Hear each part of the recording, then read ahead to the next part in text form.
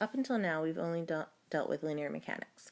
So we've done all of mechanics essentially, but only going in straight lines, aside from when we did circular motion, but that was still only looking at the linear aspects of it.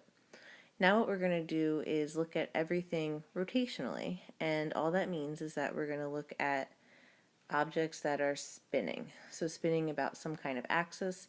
We're going to start with rotational kinematics. We'll eventually look at rotational dynamics, so that's with the forces, and then we'll look at rotational energy, and finally we'll look at rotational momentum. But we'll start with the easiest one, rotational kinematics. Okay, so let's start with basic definitions. First, a rigid body, that's what we're going to be dealing with, is an extended object whose size and shape do not change as it moves. So just think of something that's solid.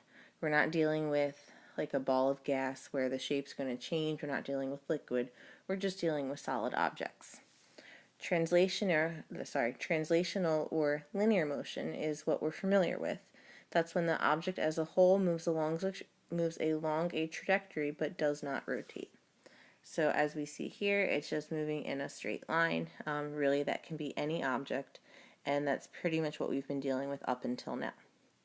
Rotational motion, on the other hand, is when the object moves about a fixed point and every point on the object moves in a circle. So it is rotating. So instead of moving in a straight line, we are now looking at objects that are rotating around in a circle. This is different than uniform circular motion because we're looking at the entire object as a whole and the motion of every single particle on it, as opposed to just looking at, say, linear or tangential speed when we were dealing with circles. If you remember circular motion, we only looked at the speed that was always tangent to the circle and the acceleration that was always towards the center. That's not necessarily going to be the case anymore when we're dealing with circular motion. So let's look at some definitions and see how they relate to what we already are familiar with. Starting with position. So we already know that position is where an object is located. Angular position is where an object is located relative to the positive x-axis. Over here we have a diagram, so you're going to have objects again that are rotating. Your x-axis positive is to the right, and your position is where it is relative to the positive x-axis. It's positive when you're going counterclockwise, negative when you're going clockwise. The symbol for angular position is theta, and the unit is radian. So yes, we are moving into radians. All year we've been dealing with degrees, now we're going to be looking at radians. You should already know this, but the radian means it's the measure of an angle and one rotation, so that unit circle that you know and love so much. So one full rotation is equal to 2 pi radians. Angular displacement is going to be your change in angular position. So remember, change is just delta. So the symbol would be delta theta. And the equation for angular displacement, if displacement was x final minus x initial, angular displacement is theta final minus theta initial. So your x's have been replaced with thetas. They work exactly the same way. Instead of units being meters, your unit is now radians. Next we have angular velocity. So if normal velocity is change in displacement, so displacement over time, angular velocity is your angular displacement over a time interval. Instead of dealing with v, the new symbol for angular velocity is the Greek letter omega, just looks like a curly W. The unit for angular velocity. So velocity is meters per second, the unit of displacement over time. Unit for angular displacement is radian, so these units are going to be radians per second. The equation for angular velocity, velocity equals displacement over time. Angular velocity equals angular displacement over time. So we're really dealing with the same equations, just rotationally. So delta theta is your angular displacement, and t is your time. Angular velocity is going to be constant for a particle in uniform circular motion. Remember, the word uniform meant constant velocity. It can be positive or negative, just like displacement can be positive or negative. Positive is counterclockwise, negative is clockwise. Now for uniform circular motion, if we're looking at an object going in a circle, so one complete revolution, your delta theta will equal 2 pi. We know that angular velocity is equal to delta theta over t, so this is equal to 2 pi over time. We know that for circles, time is period, so omega equals 2 pi over the period. We also know that period equals 1 over the frequency, so this also equals 2 pi f. We'll deal with this a little bit more later on when we get to I think 2 units from now, but do know that this is on your formula sheet. So for uniform circular motion, if you're looking for angular speed, this is what you would use. And the last kinematic property that we're going to look at is angular acceleration. So just like acceleration is velocity over time, angular acceleration is angular velocity over time. So symbol would be alpha.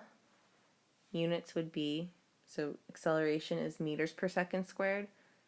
Angular acceleration is radians per second squared. Acceleration is delta v over t. Angular acceleration is delta omega over t. So this is the same as saying omega final minus omega initial over t. Angular velocity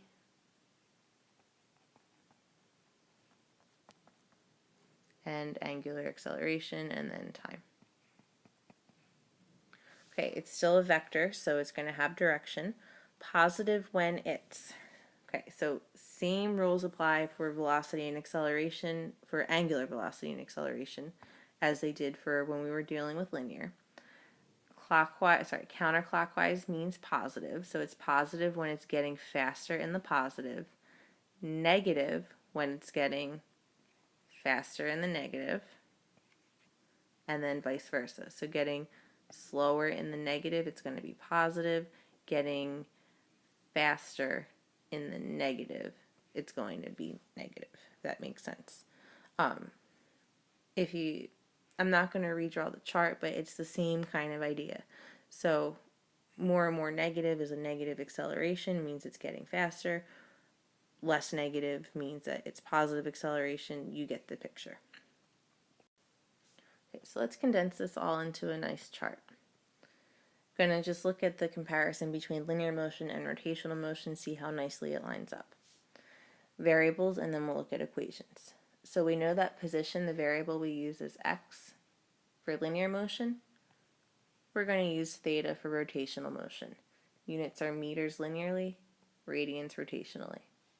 For velocity, our variable would be v. Units are meters per second. Angular velocity, the symbol is omega.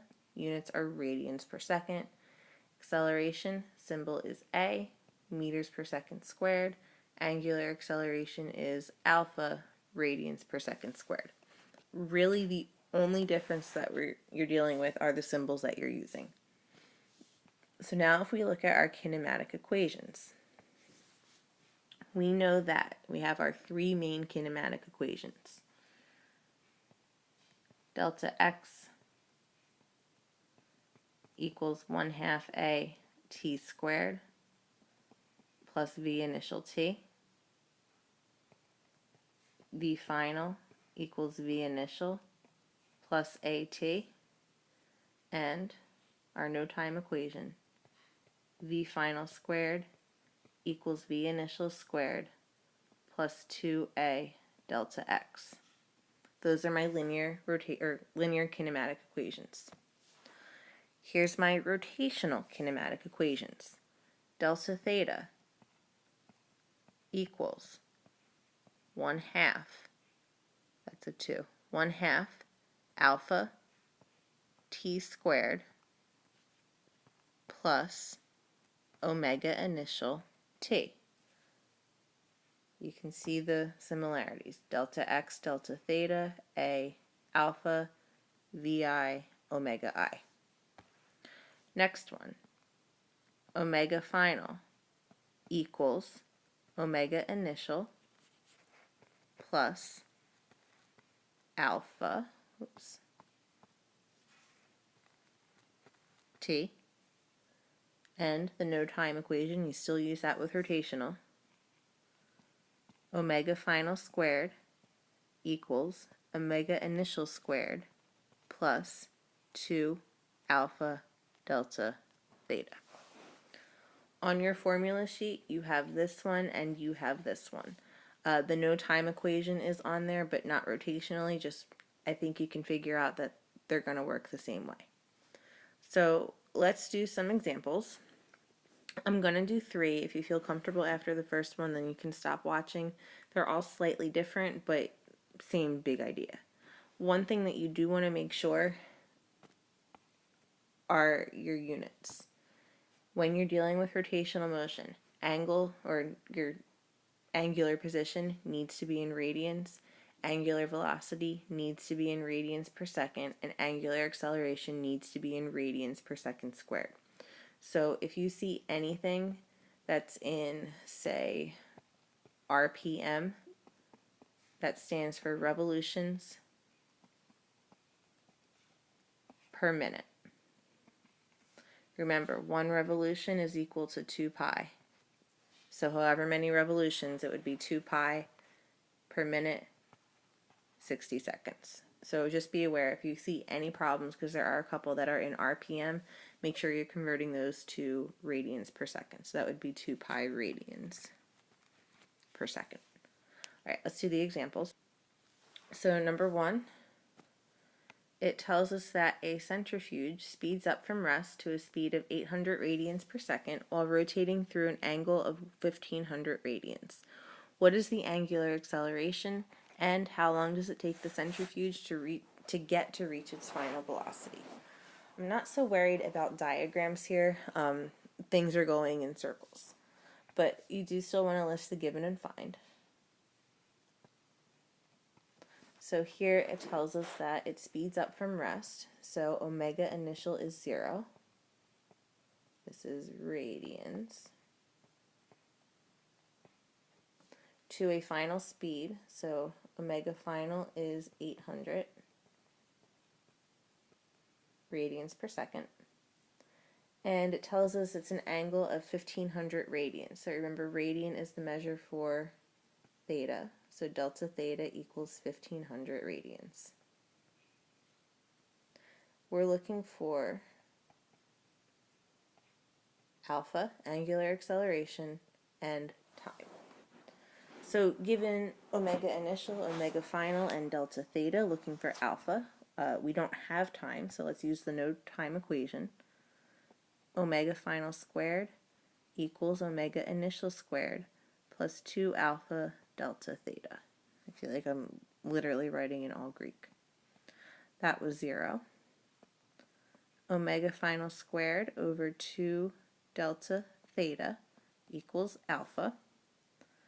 So this is 800 radians per second squared over 2 times 1500 radian equals alpha. This will come out to 213.3, keeps on going. Units for angular acceleration are radians per second squared. Okay, so I was running out of room.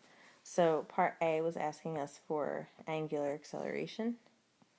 Alpha is about equal to, I think it was only 1 sig, so about equal to 200 radians per second squared. Second thing it was asking for is time. So you can use any of the other two equations that are left. I'm just going to use, oops, not B. Omega final equals omega initial plus alpha t. Omega initial was 0. So omega final over alpha equals t. 800 radians per second over the unrounded 213.3 keeps on going. Radians per second squared equals t. We should get, we should get 3.75 seconds for time. So this is going to take about 4 seconds. So we're going back to the simpler kinematics. We're not really doing anything with substitutions yet, just to kind of get used to using the rotational kinematic equations. I'll do 2 more examples. If you feel comfortable enough with them, then you can stop watching now. If you want to see the other examples, then keep going, but we'll do some practice in class tomorrow. Okay, so now for the second example. A potter spins his wheel, causing it to accelerate at a rate of 1.2 radians per second squared. If the wheel starts from rest, how long does it take for the wheel to spin 6 full rotations, and what is the speed of the wheel now in radians per second? So let's list what we know. Tells us that the acceleration, angular acceleration, is 1.2 radians per second squared. The wheel starts from rest, so omega initial is 0 meters per second. And it tells us that there are 6 full rotations. So delta theta is going to be equal to 6 rotations times 2 pi radians. Because remember, 2 pi radians for 1 rotation, so that's going to be equal to 12 pi radians. We're looking for how long, so time, and then omega final. So it doesn't matter what one we solve for first. I'm going to solve for time first, given delta theta, alpha, and omega initial, using delta theta equals 1/2 alpha t squared plus omega initial t. That goes to 0. 2 delta theta over alpha equals t squared. 2 times 12 pi radians over 1.2 radians per second squared equals t squared. T squared equals 62.83, keeps on going. Second squared, square rooting that, we get 7.92, keeps on going seconds for t. So this is going to take about 8 seconds. Looking for V final now. Omega final. Omega final equals omega initial plus alpha t. You could also use the no time equation for this. You had enough information. That was 0. So omega final just equals alpha, 1.2 radians per second squared times the time we just found, 7.92, keeps on going seconds. And this equals 9.51 radians per second. So omega final is about 10 radians per second. And then I'll do one more if you were still watching.